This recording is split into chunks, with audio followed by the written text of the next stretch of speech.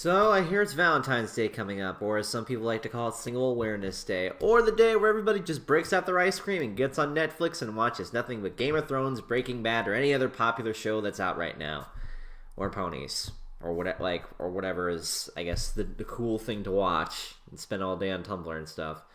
Valentine's Day just really has not been as important as it used to be, and it's funny enough, my Valentine's special isn't even about romance or anything. It's about something different. But I felt that I need to at least cover something that's animated and something that's at least focusing on love.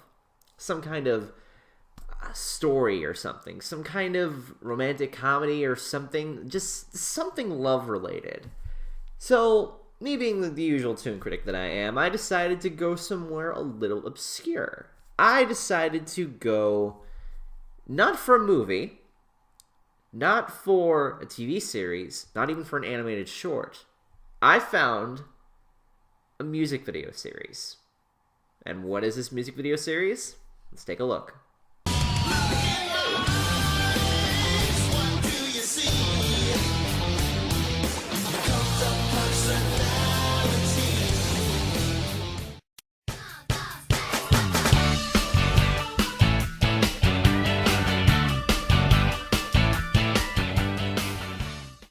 Greetings, every people. This is your cult of personality, ToonKriticY2K's. The name Toons are the name of my game. And what do I bring to you today?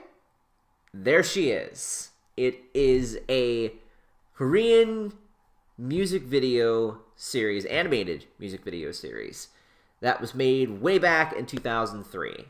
You must have seen this at some point. You know, the little music video series about the cat and the rabbit who aren't allowed to fall in love. And there's like a really cute, 5-part music video series that's roughly about 23 minutes long when it's put all together. It kind of feels like a really, I guess, short film? If you want to technically call it that, but I don't think short films are supposed to be that long. I could be wrong, though. But there she is. I remember watching this, on flash sites like back in middle school and a little bit in high school. It was made on the site, what was it? I think it was like Sanbakaze or Sambizaka or something. I could be completely wrong. I think it's, I wrote down on my notes here. Yeah, there we go. Sambaksa. Okay. Yeah, I have notes. This isn't completely unscripted. This series, to me, I didn't really think of much at first. I just thought it was a really cute time waster. But then I got to watching it more, and I ended up actually really liking it. Okay, I'll just briefly describe the plot to you guys. So it's about these two characters. There is Doki, who is the rabbit girl, and I think Nabi, who is the cat guy. Yeah, that's really specific, just all blunt like that. But the first short goes with Doki falling absolutely in love with Nabi for whatever reason. And Nabi's just like, okay, no, we can't do this because for some reason an interspecies relationship is forbidden. So that doesn't quite work out. But Nabi is like, you know what, you're still cool. I'll, still, do stuff for you. So the first short has them, it has Nabi trying to explain, we can't do this. But Doki is just completely blindly in love and does not care. So they figure, okay, there's nothing we can really do here, but you can still be my friend and stuff. And the second short has, I think it's called Cake Dance, which is one of my favorites. Steps 2 and 5 are my favorites. But the Cake Dance has, and this one's pretty funny, has Nabi trying to get a cake from the bakery to place where Doki's party is. And shenanigans ensue, and, the party still goes on. It's a really great, it's a really good short, I think. Then steps 3, 4, and 5 start to detail the complications between Doki and Nabi going on their first date, which does not go well at all.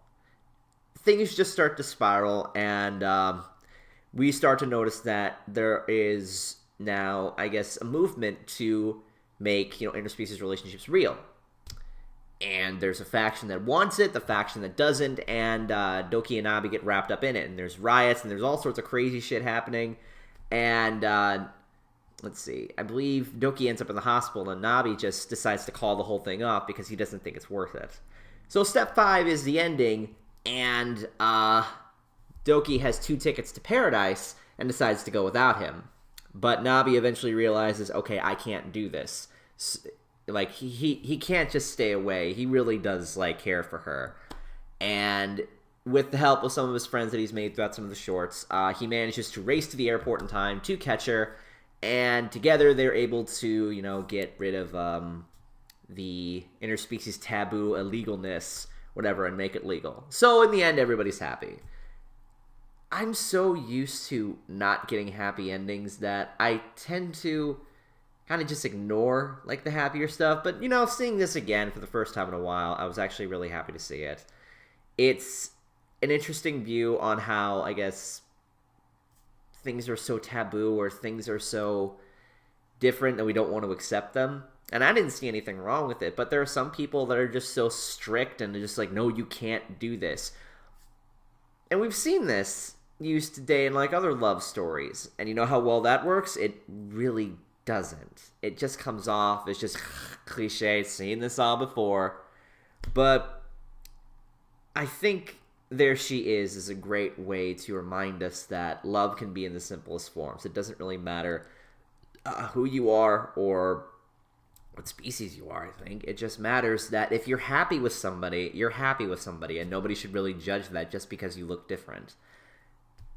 And I remember just watching this again and kind of sitting back after, I'm like, you know what? I don't take that message good enough. Because it kind of reminds me a little bit of today, you know, with same-sex relationships. I might as well just say this.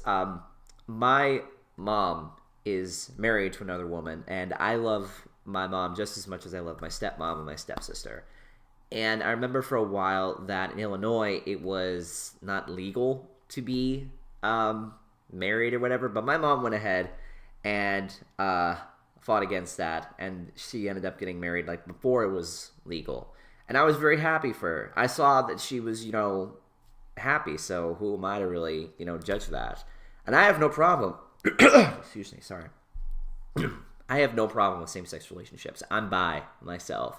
I think that love is love. You're allowed to love whoever you want. For people that, you know, toss around the word, God, the F word, I don't even want to say it out loud, who use it as, like, you know, derogatives or whatever. Seriously? Come on.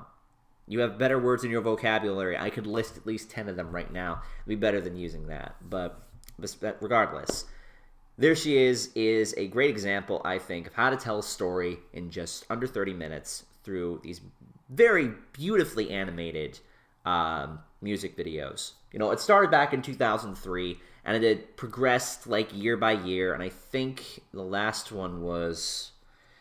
Oh, God, I can't remember. It's been a really long time, and people will want to see, like, you know, more of it. But I think it's good staying the way it is because it feels a lot more unique. It feels a lot more special. It doesn't feel like it needs another thing. The story's over. There doesn't need to be anything else. If you added another chapter to it, it kind of feels like, you know, it's not needed. So, yeah. The music itself is really great as well. For each music video... Each story is very well connected, and when you put them all together, you have, like, a great series to go through, I think. Like I said, steps 2 and 5 are my favorites. 3 and 4 are okay, but you can feel that the music really helps set the tone.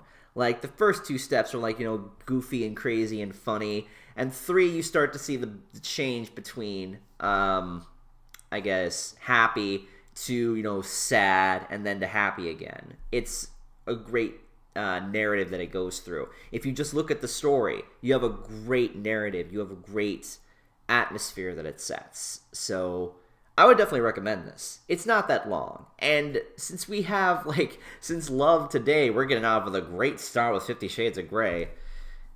This is a reminder to me that animation knows how to make love right. This and Book of Life and all these other movies that I can think of do a great job of illustrating what, you know, how simple love can be. That's how I'd best describe it. It's simple. It doesn't look simple, but in the end, it feels like it was just a simple music video series that illustrates that love can be I don't look into anything. And I'm really happy to see that. So that's all the time we got for this little thoughts on. As always, please like, comment, subscribe. Check out the links in the description. Go see the music video for yourself. It's up on YouTube. It's only 23 minutes. It's not going to be the end of the world. And with that being said, I am the Toon Critic, keeping you totally tuned for your viewing entertainment. Check out the Valentine's Day special that I have this weekend. I guarantee you it'll be hopefully bigger than Golden Fox's and somebody else's. But hey, I don't know how it's going to go. But yeah. Thank you guys for watching, and stay awesome.